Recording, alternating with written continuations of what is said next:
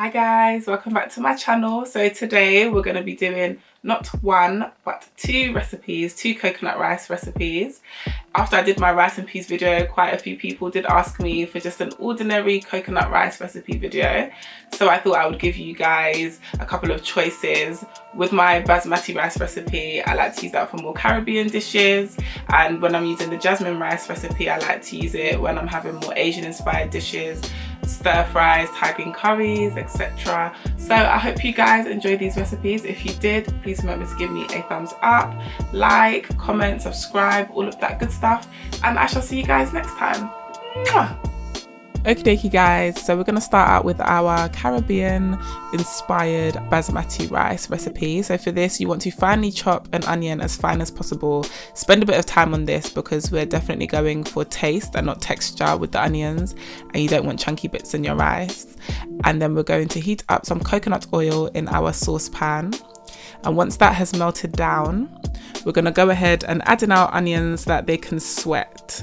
So I just mix it around a bit, make sure that nothing's sticking, and then I put the pot lid on for a couple of minutes just so that it can steam and really sweat and become translucent and soften.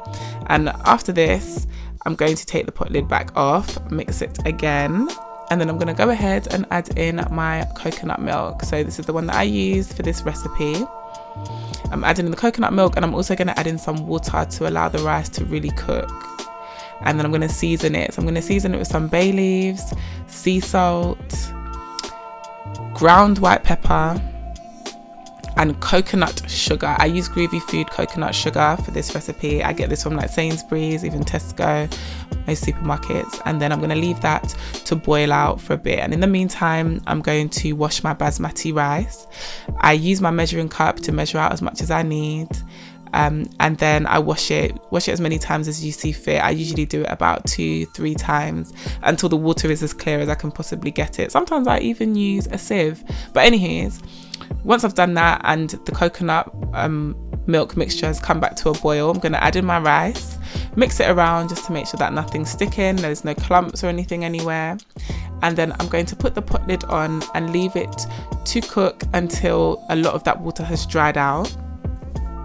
Once you've seen a lot of that water has dried out and reduced, we're going to mix it around with a fork. Like I told you guys in my rice and peas video, I only mix with a fork when I'm cooking rice.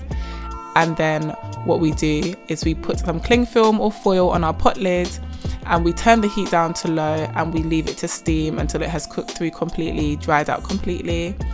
And that is basically it. Once it's done, you can mix it around again with a fork. You never mix with a spoon, otherwise that's just going to mess up your rice. And then we're done with this one. So we're going to move on to our more Asian inspired with the jasmine rice. Completely different flavor, but it's still a beautiful coconut rice.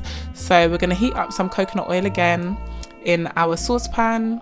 Once that has melted down, we're going to go ahead and add in our coconut milk.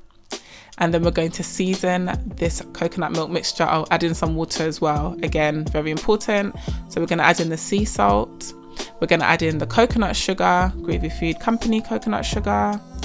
And then some desiccated coconut, which is secretly optional if you just don't like the texture, but adding it in this early will help it to soften, and I think it really works well with the jasmine rice. And then we've got the Kaffir lime leaves. This is key secret ingredient. It adds such a beautiful flavor to it and a different dimension to the coconut rice.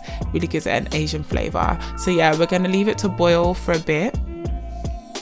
And then after that, once it's boiled for a bit, we're going to mix it around, and you will be able to smell a lot of that lime essence coming through from the leaves. So beautiful. But yeah, go ahead. You can leave it to boil for a little bit more. You want to weigh out your jasmine rice, or measure it out with your measuring cup, sorry. And then you want to wash it again. Same process, as many times as you see fit. And then once you've done that, you want to get your coconut lime mixture. And then you want to add in your rice. So I'm adding that in. I'm going to mix it around again because I don't want anything sticking. You can see how potent the lime leaves are. They're even turning the milk a little bit green. They're so beautiful. But anyways, you want to put the lid back on and leave it to dry out. And once a lot of that mixture is dried out, we're doing the same process. We're mixing with a fork, not a spoon. We're adding cling film or foil to our pot lid. We're turning the heat down to low and we're leaving it to steam until it has dried out completely and the rice grains are completely cooked.